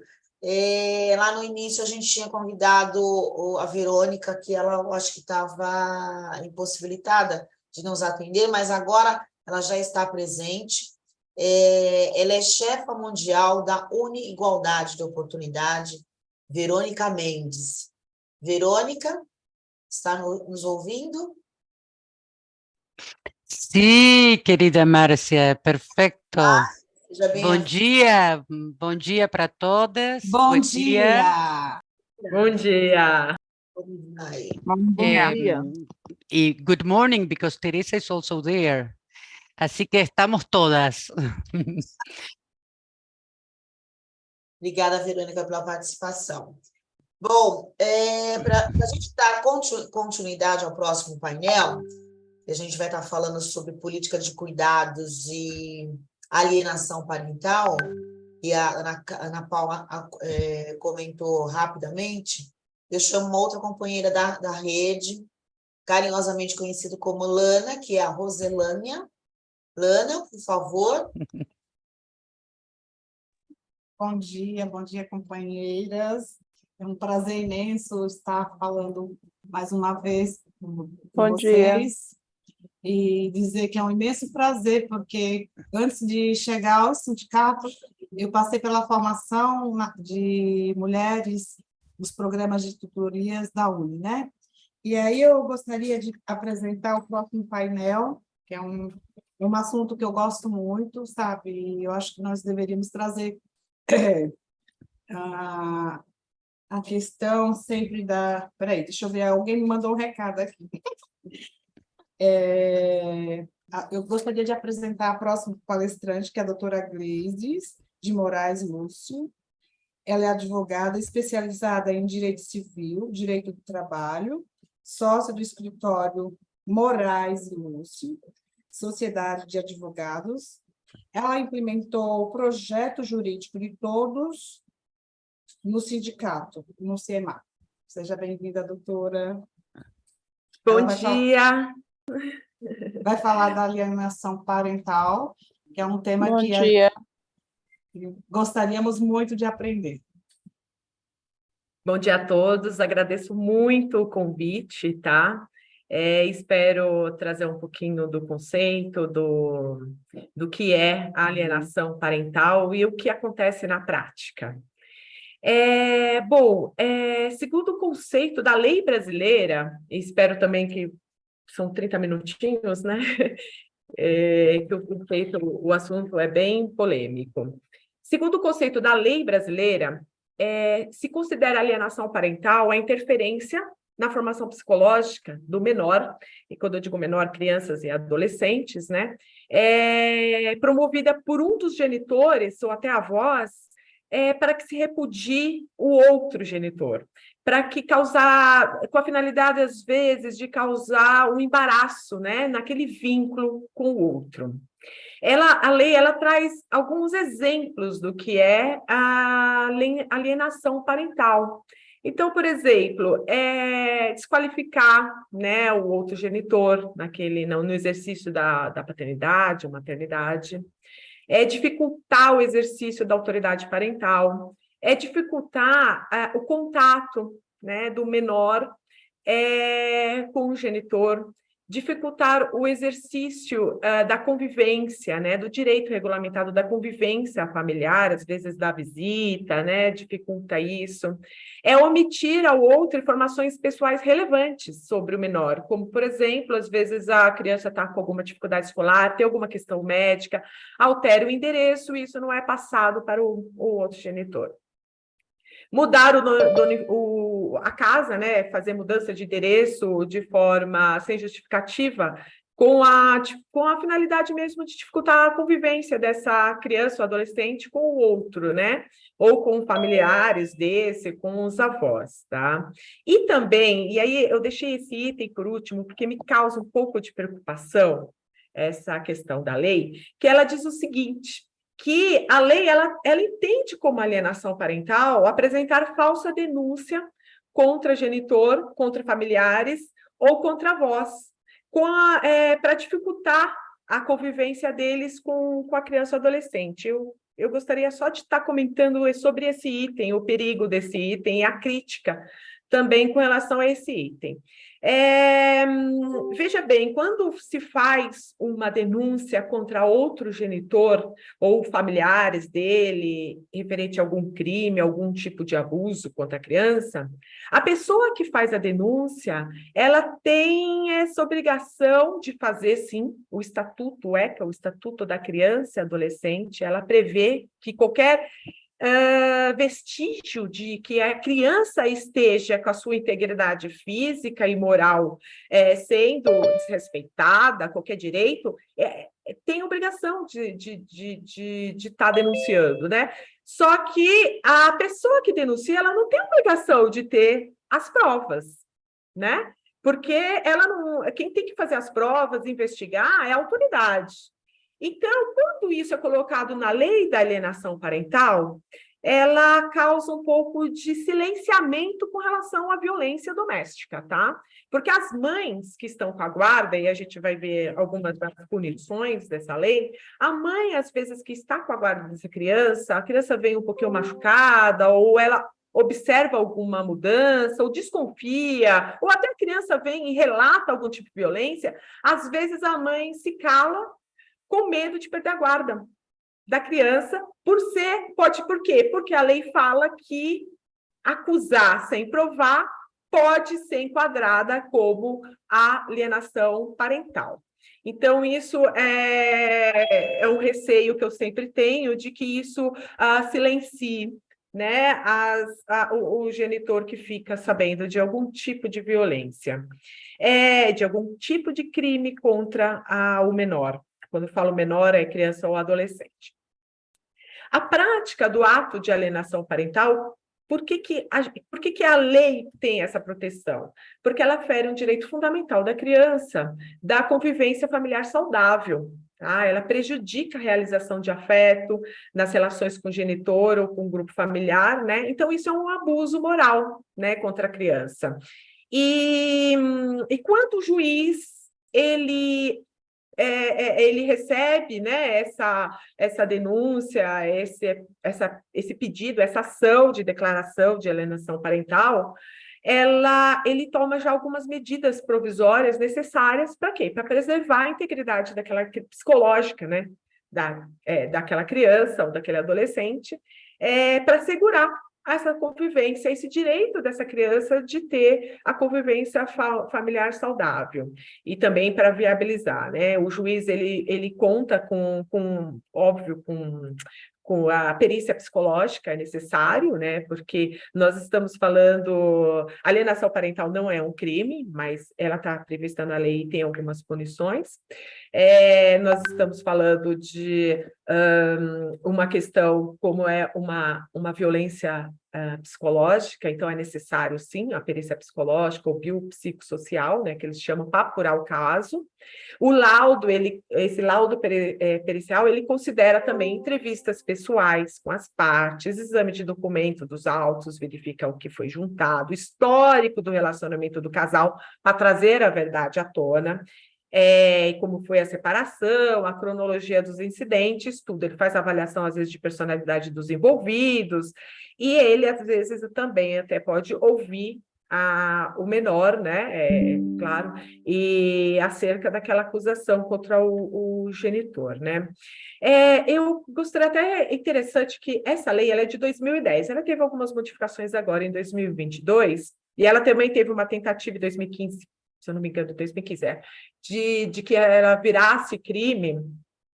E em 2010, quando surgiu essa lei, ela foi sendo discutida anos antes, em 2008, chamaram o Conselho Federal, né, da Psicologia, né, Conselho Federal de Psicologia, para audiências públicas, para se manifestar sobre a lei, né?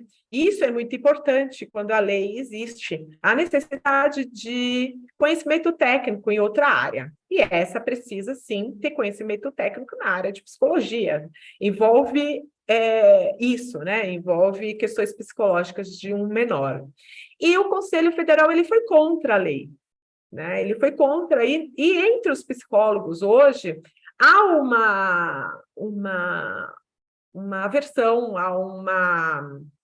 como que eu vou dizer, há uma crítica muito forte contra a lei, porque eles entendem que um litígio familiar, né, brigas familiares, ela tem muita complexidade. E eles entendem, inclusive, que essa lei, ela pune mais a mulher, porque é a mulher que está com a guarda.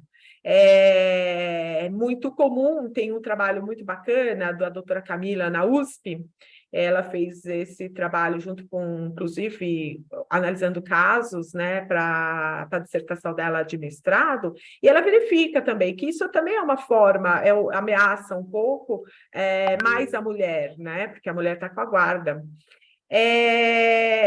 Eles são contra, porque eles entendem que, como a lei ela é punitivista, né, ela não resolve a questão do litígio mesmo, daquele conflito familiar. E com relação a isso, eu gostaria até de abrir um parênteses, que a gente estava falando sobre aí políticas públicas, né? O que acontece... Eu ouvi até uma pergunta falando sobre o aumento de pena para violência, etc. Olha, a lei, nossas leis, elas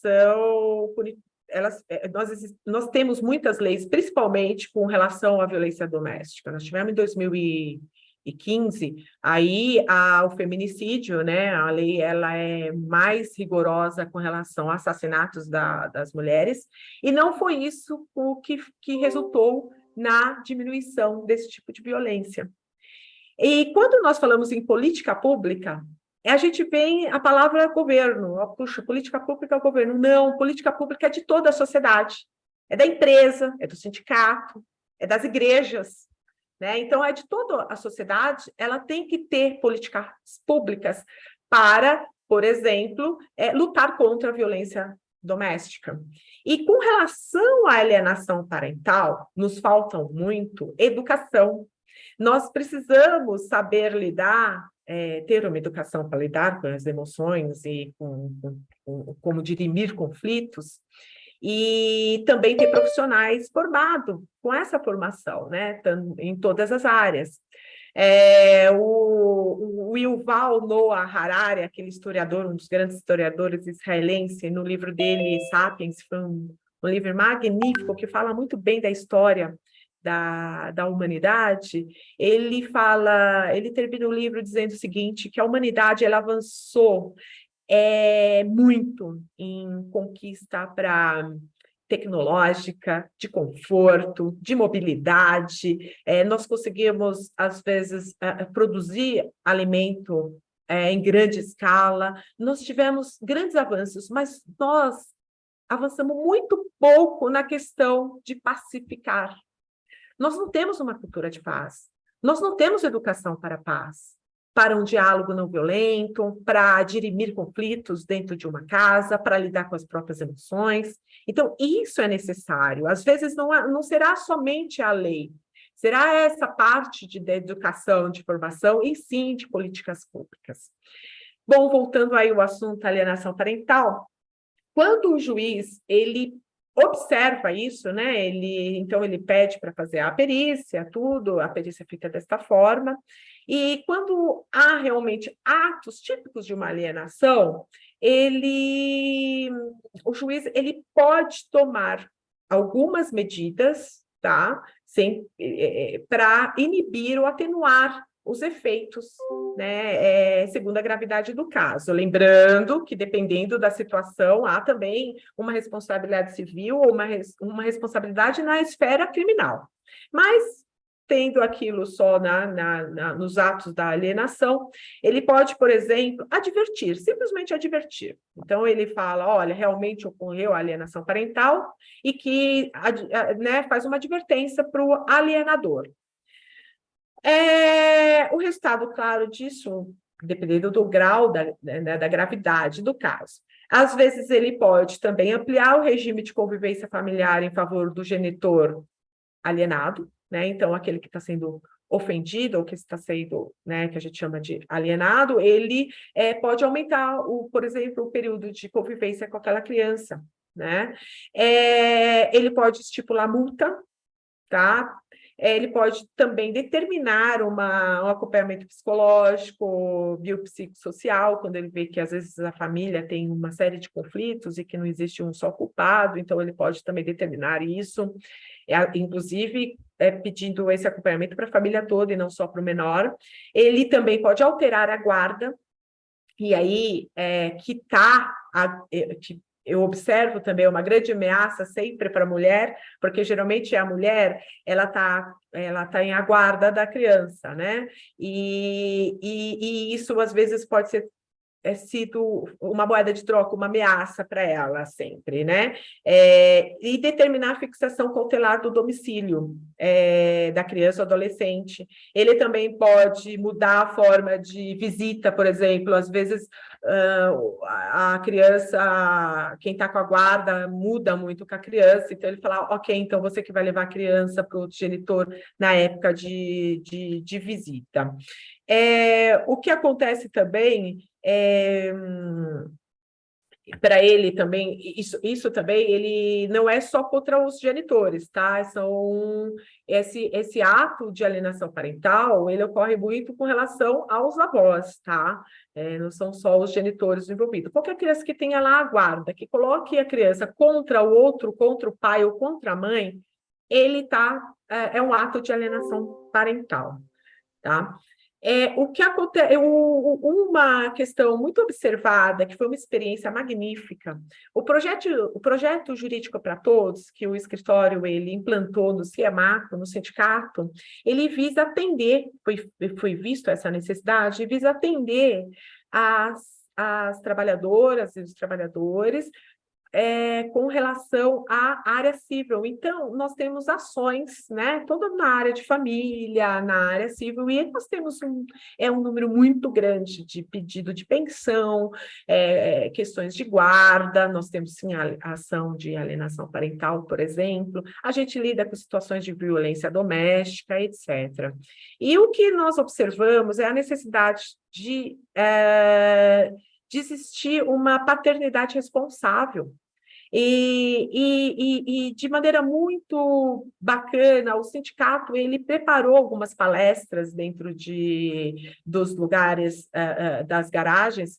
O CIEMACO representa a limpeza urbana, os trabalhadores da limpeza urbana, e os coletores, na sua maioria, são homens, e prepararam palestras sobre paternidade responsável. E a gente observa como o machismo está arraigado, como aquilo é responsabilidade da mulher, e não apenas da criação e do convívio, às vezes está na cabeça dele como também eles têm que dar o mínimo possível de pensão. Então, essa experiência, né, sobre os temas relacionados a conflitos, né, familiares, ela foi muito enriquecida com esse trabalho do Jurídico para Todos. A gente consegue observar o que acontece, inclusive, dentro de uma categoria, né? E tentar achar formas de atenuar e de amenizar esses conflitos.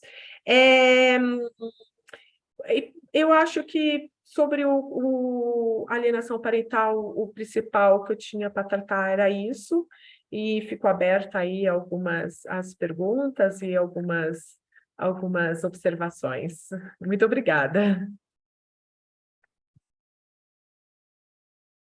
Obrigada, doutora. Obrigada, doutora Gladys. Agora eu vou passar para as perguntas e, em seguida, chamo a Maria Edna para coordenar a próxima mesa.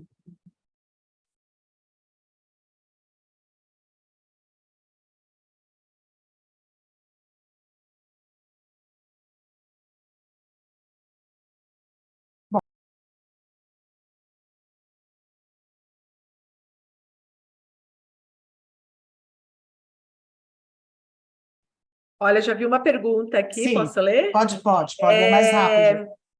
Bom dia, tem um irmão que, pelo fato da sua esposa não gostar da gente, não deixa meus pais, minha irmã e eu, como tia, conviver com meus sobrinhos. Isso faz com que meus pais sofram muito. A esposa do meu irmão até chegou a falar que tem medo da minha mãe raptar as crianças. Um absurdo, claro. É possível entrar com uma ação judicial para visitar as crianças? Sim, é possível. É bem isso que a lei protege. O direito de convívio familiar que essa criança tem com os tios, com os pais e com os avós dele, tá? Então, é possível, sim, entrar com uma... se tem dois caminhos, pode entrar, assim, ou com pedido de judicial para visita, direito de visita, pode ser acumulado, inclusive, com uma ação declaratória de alienação parental, tá? Mas é possível, sim. E eu vou até complementar com uma dúvida muito, muito costumeira nessa palestra que a gente deu para os coletores, era um número muito grande.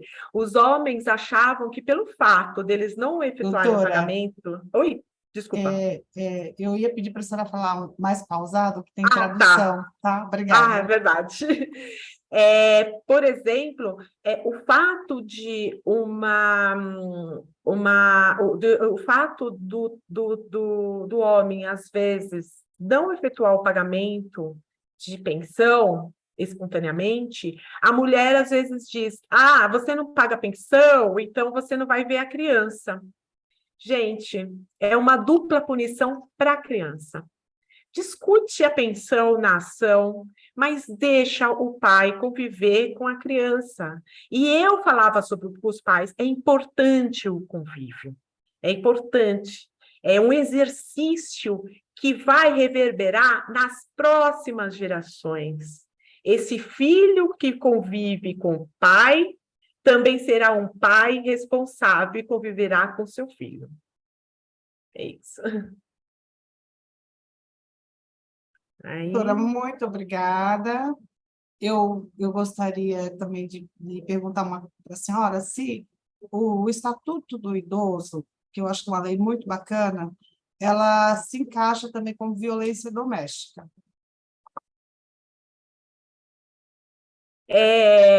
O Estatuto do Idoso, sim, ele se encaixa com os tipos de violência, ele é uma violência doméstica, tá? Quando, né, a gente observa que é uma violência doméstica, e eu gostaria só de destacar o que eu vejo hoje, a principal violência contra os idosos é a financeira. Então isso pouco se fala.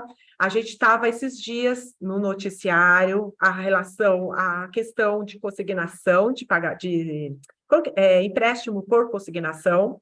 Os aposentados, eles têm um empréstimo com maneira mais fácil, porque é descontado direto da aposentadoria dele, e é muito, muito comum a família pegar o dinheiro, pegar empréstimo em nome desse aposentado e ele quase ficar sem aposentadoria para receber. Isso é um tipo de violência, tem delegacia especializada, e isso é um tipo que é mais corriqueira. Claro que há a física, a moral e aos maus tratos, que também o estatuto que é doméstico, mas o Estatuto do Idoso, com delegacia e autoridades especializadas, e a lei, ela pune, sim. Tem uma pergunta aqui, perguntando se a alienação parental pode ser também quando o pai ou a mãe decide não fazer parte da vida da criança. Isso é cabível de processo? Olha, não é o caso. A alienação parental é quando um coloca, né, um genitor contra o outro. Não é isso, mas é passível de processo. Existe casos em que o filho pede uma ação de indenização por danos morais sofrido em razão da falta de convívio, tá? Existem alguns casos assim. Jurisprudência meio dividida, alguns juízes entendem que amor não se pode exigir na via judicial, outros entendem que realmente a responsabilidade, que é um ato da paternidade ou da maternidade, não foi exercida, então, e se isso causou algum dano, né? Isso tem que responder. E há também a possibilidade de entrar com uma ação para regulamentação de visita e pedir para o juiz, às vezes, uma mediação com a psicóloga. Infelizmente, o nosso tempo para as perguntas, mas nós vamos compilar e vamos responder, vamos ter um trabalho sobre isso, sobre essa gestão. Doutora, quero muito agradecer em nome da rede, das companheiras que fazem parte da rede, do grupo, que é um grupo que trabalhamos juntas há vários anos. A sua participação foi excelente. Pena que não dá para responder a todas, mas eu sugiro que a gente faça um compilado e responderemos para as demais companheiras. Vamos pegar os para devolver as respostas, tá? Muito obrigada, doutora. Passando agora para Maria Edna. Muito obrigada. Para Gleides, a Ana Paula, a gente agradece demais a participação de vocês. A gente viu aqui que no chat tem muitas perguntas sobre o tema de alienação parental e política de cuidados. É um tema que a gente está trazendo pela primeira vez na rede, então a gente já tinha uma expectativa de como seria bem movimentado, então é uma promessa que nós traremos aqui um outro tema dentro desse assunto, para a gente conseguir mais tempo e tentar abranger aí todas as perguntas, que é uma preocupação, né? Como mulher, mãe, a gente tem sempre essas perguntas à flor da pele, né? Então a gente sente isso no dia a dia. Mas, de antemão, quero agradecer mais uma vez a participação de cada uma de vocês no chat também. a gente tem acompanhado, a gente sabe o desafio que é cuidar de tudo isso, e para falar um pouquinho desses desafios, que é trazer essas participações de cada uma de vocês dentro desse cenário de construção, de debate, eu vou chamar para vocês a nossa chefa mundial que fala sobre igualdade de oportunidades, a Verônica Mendes, nossa companheira argentina que está lá cuidando das mulheres desse planeta. Obrigada, Verônica, contigo. Muchas gracias, querida María Edna. Felicitaciones a esta red maravillosa por el trabajo que está haciendo.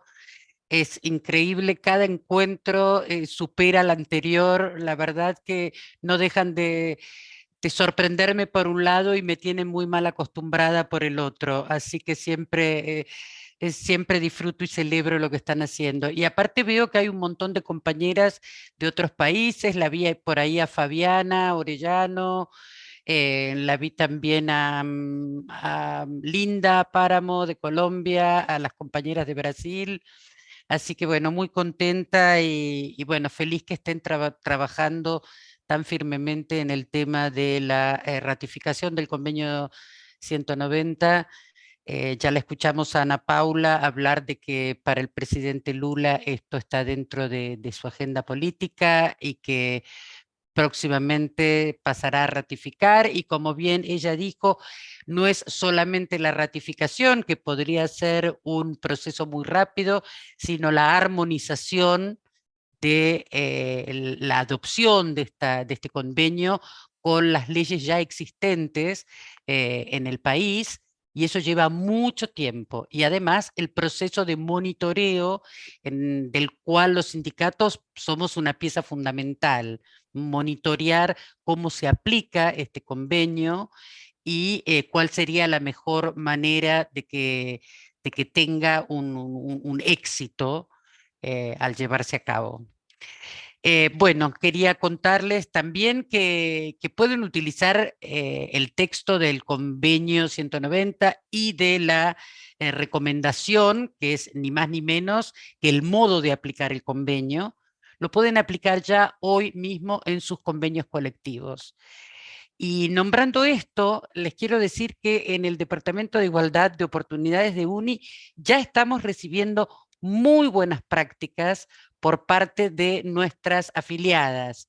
Es el caso de nuestra compañera Lorena Castro en Chile, con la Televisión Nacional de Chile, que han firmado ya un convenio colectivo en donde se incluye parte del convenio C190.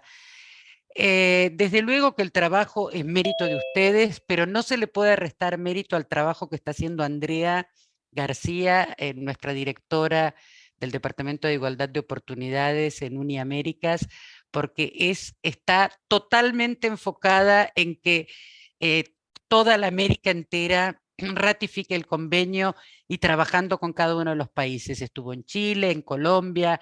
También tenemos el ejemplo de Colombia, no sé si Linda estará por ahí para contarnos lo que Andrea estuvo ahí motivando y empujando y haciendo de locomotora de toda esa fuerza que tienen las compañeras colombianas para que también se ratifique el convenio. Linda, ¿estás por ahí? Sí, señora, buenos días. Buenos días, señorita. Adelante. ¿Quieres contarnos qué están haciendo en Colombia? Bueno, en Colombia estamos impulsando junto con el Ministerio del Trabajo y Magda Alberto, que es la asesora del despacho de la ministra, acciones. También estamos en el comité impulsor, que allí también está Andreita. Estamos haciendo todas las acciones para impulsar el convenio 190 en Colombia. Ha habido taras ahorita que escuchaba a la compañera del ministerio hablar. Es la primera vez que tenemos un gobierno que está de nuestro lado y pues estamos entrando a construir todos estos procesos para que a bien pueda llegar a un feliz término y pueda ser aprobado el convenio en Colombia.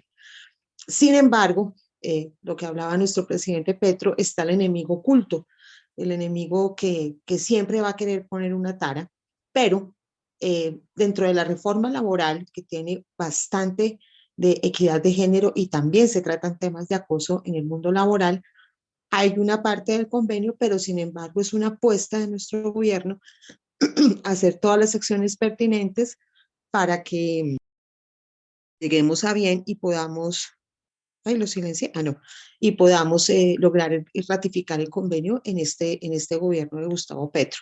La participación de Andrea ha sido fundamental con Laura, en este momento se me va el apellido, la chica de comunicaciones de UNI, y estamos haciendo campañas muy fuertes, moviéndonos en redes, voz a voz, en el día a día, en las bases. Ahorita tenemos negociaciones de pliegos en varios bancos acá en Colombia y vamos a tratar de aterrizar y usar el convenio, como tú bien lo decías, para que quede sentado también en nuestras convenciones colectivas y seguir impulsando el trabajo junto con Andrea de UNI y con el gobierno para que lleguemos a un feliz término y por fin en Colombia se nos cumpla el sueño de entrar en esa lista de ratificados del convenio 190. El trabajo de Andrea ha sido maravilloso, la veo muy comprometida, es una chica joven y esa juventud, obviamente sin demeritar la experiencia de todas nuestras antecesoras, pero la juventud que llega a innovar ha sido como un halo de frescura en este trabajo en América y pues esa era mi intervención. Muchas gracias, Verónica, y un abrazo para ti, Andreita. Gracias, gracias, Linda. Sí, ya sabemos que tenemos ahí un imparable con Andrea. María Edna, ¿tenemos tiempo de preguntarle a Viviana Catalán de Chile o estamos ya cortas de tiempo? O tempo está bem apertado por conta das interpretações, mas se for uma saudação rápida, temos a companheira da Colômbia e da Argentina também para dar uma breve saudação. Sí, bueno, de Argentina la tenemos a Fabio Orellano. Argentina es un país que ya ratificó el convenio. Y Fabi, no sé si tendrás algo para contarnos de cómo se está implementando o sobre la ley Micaela. Fabi, ¿estás por ahí?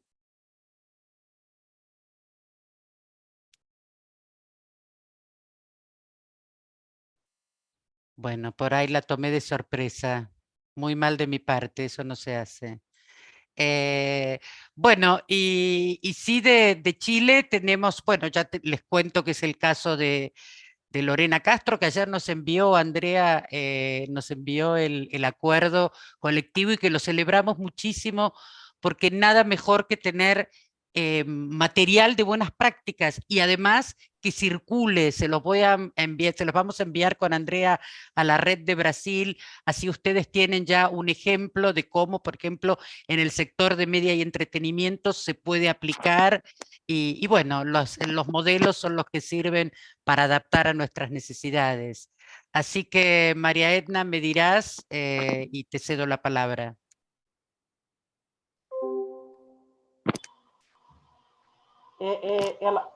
Do Chile, a Viviana colocou aqui no chat. Ah, en Chile dice que se ha aprobado en la Cámara del Senado sobre la violencia y acoso en el mundo del trabajo. Ustedes saben que hay dos momentos. Uno es cuando se aprueba al interior del país y, soy Macarena, perdón. Y otro es cuando el país lo presenta ante la OIT. Una vez que el país presenta los pliegos y presenta la ratificación a nivel nacional, la OIT tiene 365 días que le permite a ese país armonizar las leyes y articular todos los procesos de aplicación y luego, después de pasado un año, entra en vigor. Eso quiere decir que las leyes y que la armonización de la ratificación del convenio debe aplicarse. Y ahí es donde puede comenzar el monitoreo. Y ahí es donde nuestro trabajo es tan importante, no solo trabajando con los gobiernos para armonizar y para incentivar la ratificación, pero que sino también en el proceso de monitoreo. Así que todas muy atentas. Esto fue un camino que logramos sobre todo las mujeres, muchísimos compañeros varones tuvimos de aliados, pero esto sobre todo fue una batalla ganada por las mujeres sindicalistas. Así que no tenemos que aflojar, esto recién empieza y esto puede cambiar vidas, como es el eslogan de nuestra campaña. Y lo último que tengo para decirles, revisemos cada una de nosotras nuestras propias violencias. Eso es fundamental para cambiar una mentalidad social naturalmente violenta. Vengo de un país violento, Brasil es un país violento, Colombia es un país violento. Necesitamos modificarlo desde cada una de nosotras a lo colectivo. Y nosotras somos líderes, así que podemos hacerlo. Bueno, les mando un abrazo gigante. Me encanta estar con mis compañeras de mi región. Y bueno, extraño mi región. Un beso grande para todas. Las felicito. Obrigada, Verônica. E aqui eu mandei no chat um obrigado especial a cada uma das companheiras das demais redes que nos acompanharam aqui hoje. Para a gente é valiosíssima a presença de cada uma de vocês. E nós, brasileiras, aqui seguindo na luta, né, no dia a dia, nesse ano que promete ser o ano das mulheres. Então, estaremos aqui firme e forte, acompanhando cada notícia boa que a gente escuta aqui no nosso dia a dia. Então, é isso que a gente precisava, né? É isso que mantém a nossa fé. E para ajudar a gente no encerramento, eu quero passar a palavra para a Andréa. A Andréa vem nos acompanhando bastante. Agradeço demais a Andréa também pela participação, em nome da Rede Brasil. Andréa?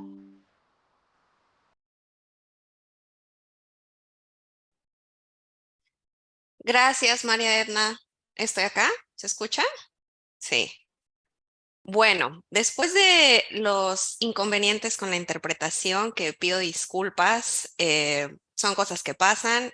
Me parecía fundamental que pudiésemos tener a los intérpretes para poder hacer este intercambio con compañeras de otros países de la región que están acá, muy interesadas en saber qué está sucediendo en Brasil, cómo van a ser los cambios, cómo todas ustedes van a participar desde el movimiento sindical en esos cambios que van a ser estratégicos y seguramente un referente para toda América Latina, así que eso es fundamental. Y alegre de poder contar con la presencia de Teresa. Veo acá a varias de nuestras compañeras de la red que en Brasil, que siempre son muy, muy movidas. Está por ahí Fernanda de Contraf, que siempre está bastante presta a participar. Está Marcia, que bueno, estuvo coordinando la primera mesa, Lana. María Edna, por supuesto, que está en la coordinación de la red, Cristiane, nuestra vicepresidenta, Simone de Ficenche también, y muchas de ustedes que de alguna forma participan en diferentes niveles en este trabajo de construcción.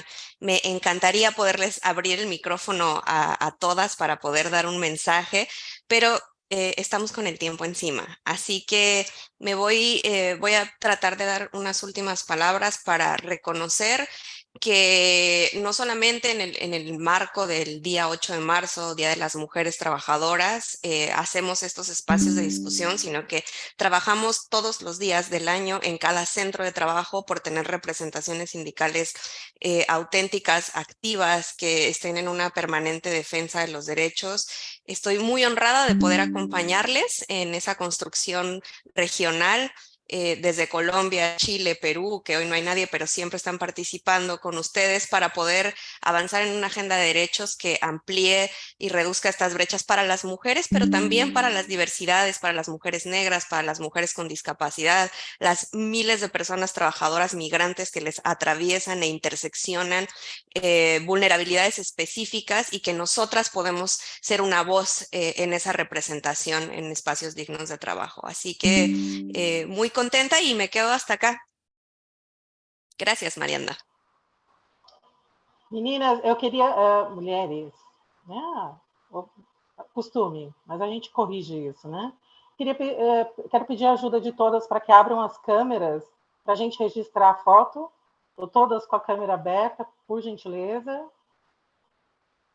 Quem não tiver a câmera aberta vai ficar sem foto, gente. Vamos lá?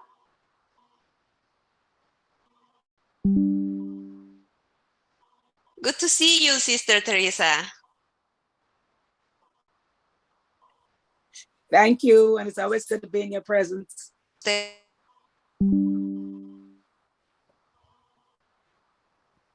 Yeah, and Bahamas also ratified the convention. Yes, we did.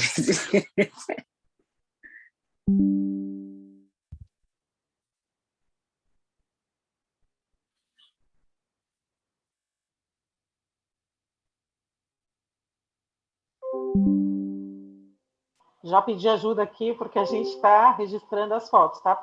Mulheres lindas. É tão bom ver essas telas, gente. Se vocês soubessem, a gente ia ficar aqui com a câmera aberta o dia inteiro. Vamos lá, só mais um minuto.